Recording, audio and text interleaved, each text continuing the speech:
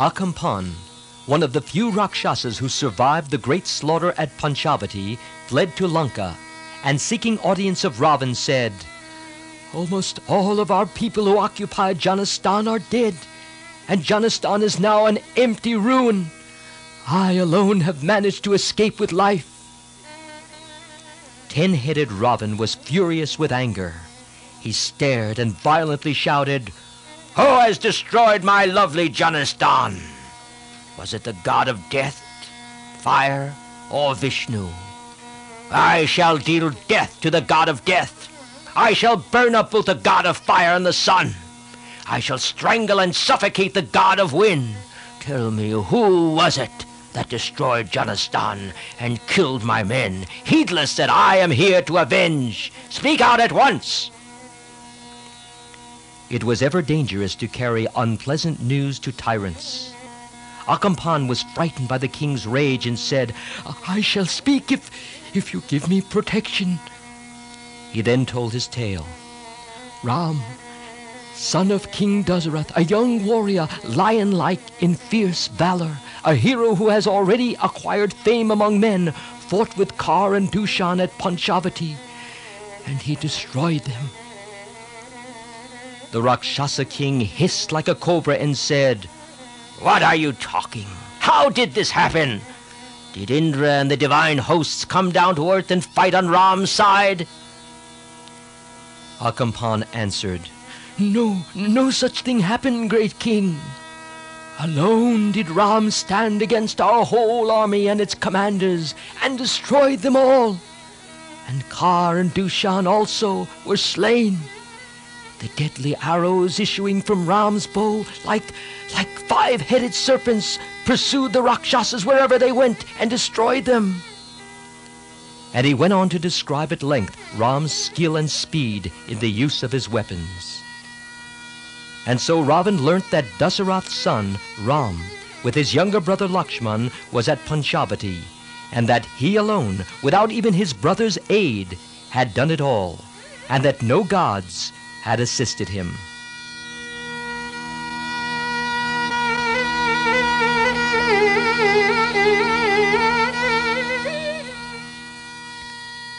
"Well," said Ravan, "I do not understand this, but I shall start at once. I shall destroy these little worms of men and return." And he rose. Hear me, great king, before you go. Listen to me. No one can fight with Ram and conquer him. When I say no one, I mean no one. Not even you can do it. Because you have promised me protection, I dare thus to tell you the plain truth. There is only one way of killing him. His wife is with him. No one on earth is her equal in beauty. If you contrive to carry her off, separation from her will kill Ram. So great is his love for her. Consider how you can do this, but do not think of battle with him."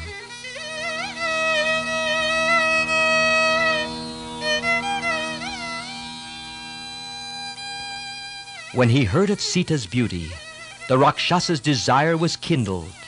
He began to think that the defeat of Kar and his hosts was indeed a fortunate event that brought him an opportunity for gaining one more beautiful queen and wife. He welcomed Akampan's advice and said, "Tomorrow morning I shall go. I think your plan is good." Accordingly, Ravan set out in his mule-yoked flying chariot, which gleamed like the moon among the clouds as it sped fast in the air. He went straight to Marich's dwelling.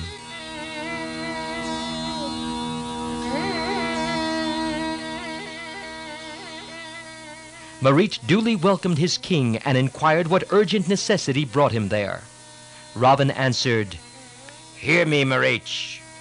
You and you alone can help me. Janastan colony has been destroyed, and so too the whole army I had stationed there. All this is the work of Ram, son of King Dasarath. Isn't it amazing? Well, To avenge myself, I am resolved to carry off his wife. In this, I need your advice and help." Marich, whose experience of Ram's prowess had seared into his soul, was horrified and tried to dissuade Ravan from his mad enterprise.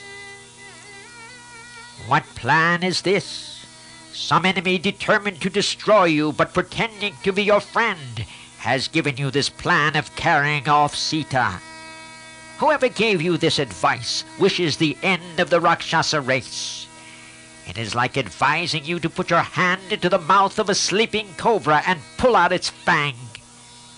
Haven't you a happy home and devoted wives? Return to them and enjoy your life and prosperity. To hanker after Ram's wife is the highway to disgrace and destruction, and the annihilation of the Rakshasa race."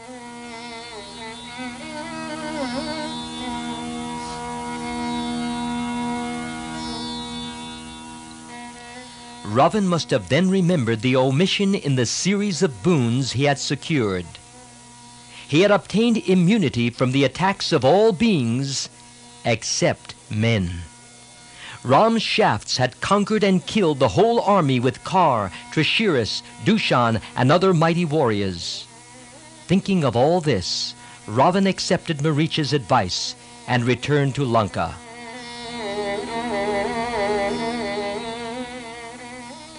But fate would not let him be. Ravan was seated on his throne with his counselors around him. Majesty shone on his face like a sacrificial flame fed with ghee, and his mighty body showed the scars of many wounds received in victorious battles.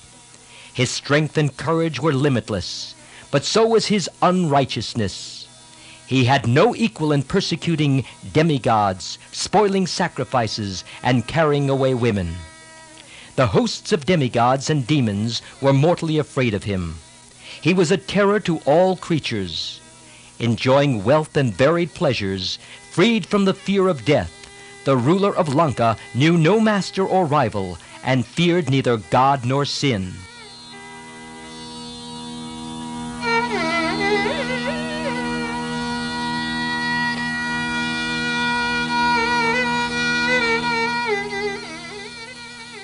With his 10 heads, large eyes, and huge limbs, his figure was terrible, but it also possessed the marks of royalty. Gorgeously dressed and bejeweled as he sat on his throne, surrounded by his ministers in the midst of splendor, there suddenly appeared before him, like a vision of the doomed to be, his sister Shurpanakha, bleeding and mutilated, a shape of pain and sorrow and shame. While all looked at her with horror-struck eyes, in stunned silence, her anguish broke out in burning words. "What a fool you are, that sunk in sensual pleasures, and arrogantly secure of sovereignty, you are not awake to the deadly danger that threatens your existence at your very doors. Surely that king who is drunk with self-importance and dead to all signs that threaten his state is doomed to shame and destruction. No object is of less account or more contemptible than a ruler who falls through his own negligence. Know you not that your brothers Kar, Dushan, and Trishiris, and your gallant army of 14,000 fierce Rakshasas have been exterminated by Ram, a mere man, and that your outpost at Janistan has been destroyed? One moment, I saw a single warrior stand proud in the glittering pageantry of war, and the next, your men lay dead, slain by that man's arrows, strewing the ground like ripe crops, devastated by a terrible hailstorm. And you see me, your own sister, disgraced, mutilated, and heartbroken. Have you no thoughts of vengeance, you, a hero, a brother king?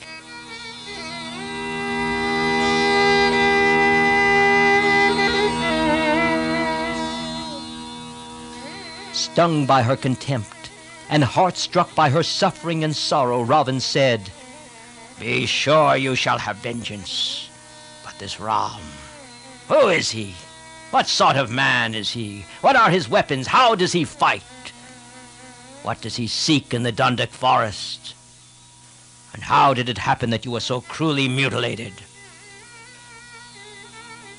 She gave a description of the brothers and Sita, dwelling on the virile beauty and powers of the brothers, and growing enthusiastically eloquent about the superlative loveliness of Sita.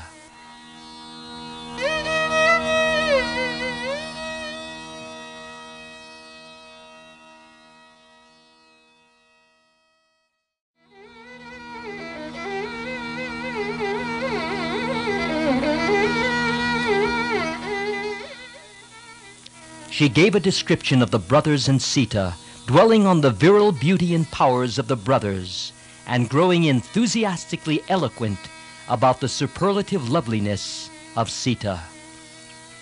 She said, I have no words to describe her perfections. I have never seen such sublime beauty in any created thing, be it a heavenly damsel or a daughter of man. And now I will tell you why this ghastly outrage was perpetrated on me. On seeing this Sita, I felt that none but you deserved her, and that she was fully worthy to share your bed. And out of my love for you, I tried to carry her off for you. Lakshman, who was standing by, prevented it. Springing on me, he disfigured and disgraced me thus. For your sake, all this I have suffered. If you wish to avenge this insult and protect the honor of the race, rise and go at once. Apart from revenge for the insult I have suffered, secure for yourself a wife worthy of you. If you capture her and disgrace Ram, the spirits of the warriors who were slain in Dundak would be satisfied. I too shall feel that some amends have been made for the dishonor done to me. You do not know your own strength. You can easily secure Sita and make her your own. And can you remain indifferent to the insult to your race? Kar and Dushan lie dead in Janistan because they dared oppose Ram. Think of all this, and then do what is right. Save, oh save the honor of our race!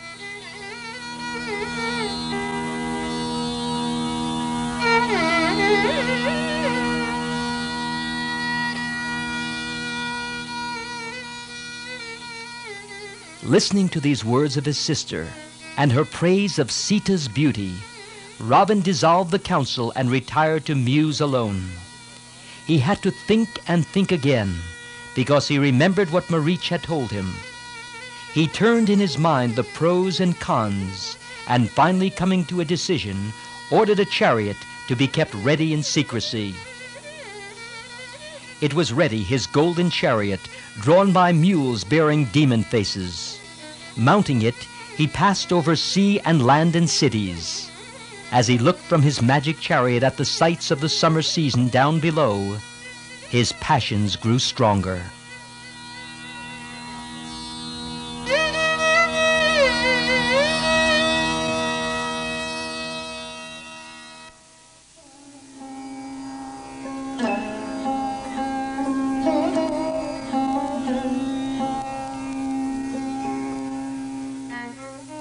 He reached Marich's ashram and met Marich, who, with matted hair and bark garments, lived the life of an ascetic.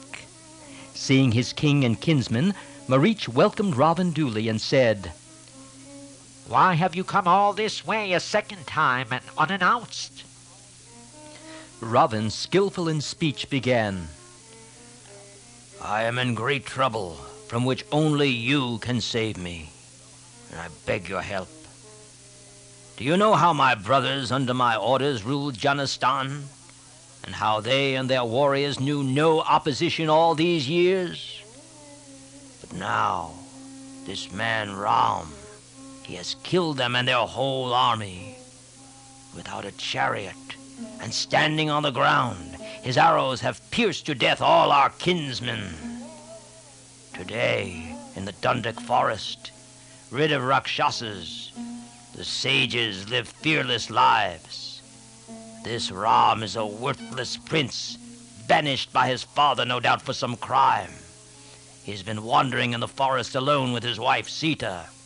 This fellow, dressed like an ascetic, but enjoying sense pleasures, this renegade from virtue, proud of his strength and for no other reason, has mutilated the face of my sister and insulted our race. My sister, who has suffered this pain and shame, has come and complained to me. If with all this I were to sit still and do nothing, would I still be a king? To avenge myself, I have decided to carry off Ram's wife from the Dundic forest. To disgrace and punish this Ram is a duty I owe to my race, and for this I need your help. With you to help me, I have no fear. In courage, strength, skill, and magic powers, none on earth can equal you. That is why I have come to you, and you cannot refuse me. Now I will tell you how you can help me. You must turn yourself into a golden deer. Yes, a golden deer with silver spots, casting a spell on all eyes. In that shape, you will romp in front of Sita near Ram's ashram. True to the character of women, she will insist on Ram and Lakshman pursuing and capturing you for her. When they are thus engaged, and she is left alone, I shall easily carry her off. Sita is a most beautiful woman. Ram, losing such a wife, is sure to languish in sorrow and lose his manly spirit. It will then be easy to kill him and avenge ourselves.